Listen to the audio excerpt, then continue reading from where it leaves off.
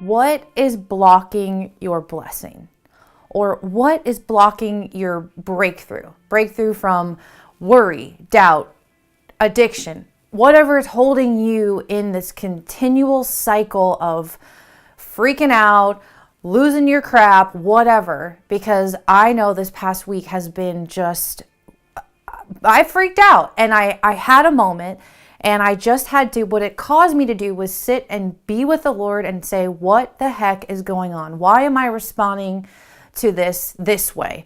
And this is something that I don't want, Lord, and I don't know how to work through this. And it forced me to look at myself in the mirror. And I think at times in life, when we don't have control over so many things that are going on, we can freak out, we can worry, and we can doubt God's goodness, and we lose sight of how many things or how many times He's pulled us through situations where we had no idea how we were going to get out of it. And He asked me, and I heard this in our time, and He goes, Dani, you're blocking your blessings. You're blocking my ability to bless you. You're blocking me completely because you're not, here's the word He gave me, believing that I am good.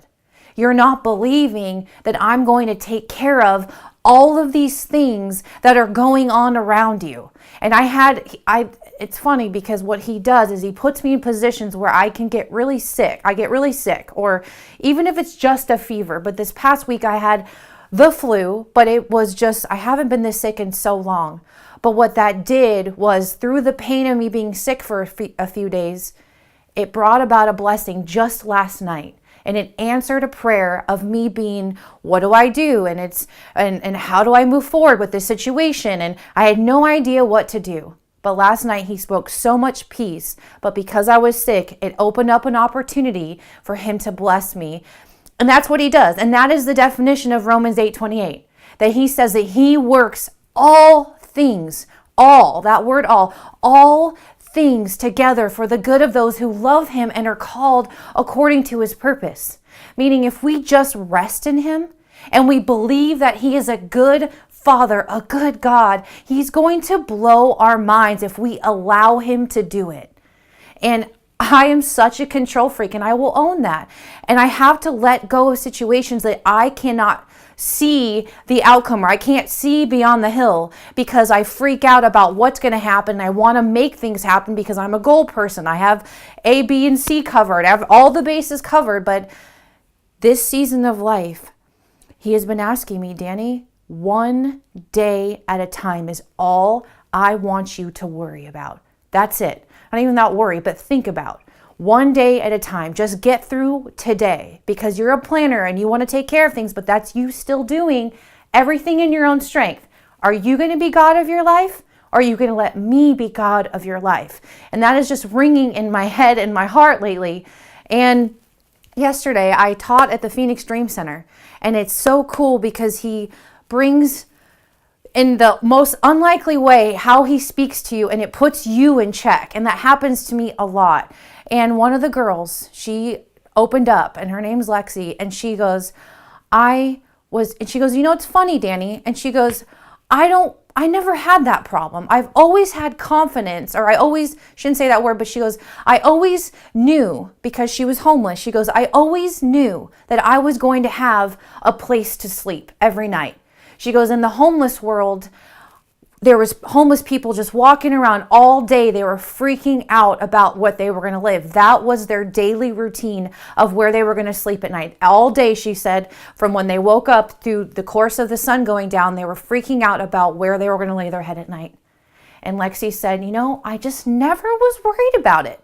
She's like, I just knew I was going to have a place to sleep that night. And it brought me to Matthew, and I was like, don't worry about where you're going to live. Look at the birds of the air. Do I not provide for them?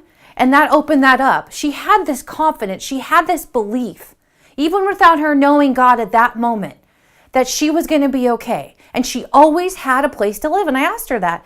And then it brought me back to Matthew. God says, do not worry about tomorrow, because tomorrow has their own worries of their own. Worry about today. And I think the overall message today is that we believe that God can take care of just the birds, and we can stop and just look at the birds, kind of like stop and smell the roses, but take a minute, stop, look at the birds. They always have a place to live. What makes us think that God, being his greatest creation, will not provide for us? And that is what I'm saying to myself today, is that our belief systems, my belief system, was blocking me from allowing God to bless me. And as soon as I let that go and spend time with him and literally stop and observe the birds, it put everything into perspective. And he spoke through Lexi yesterday to tell me, Dani, I've got your back. You just have to believe that I am good, and I am your good Father, and I am taking care of you. He's taking care of you, and he's taking care of every worry that you could possibly have right now. Even though you can't see it coming, he's got you.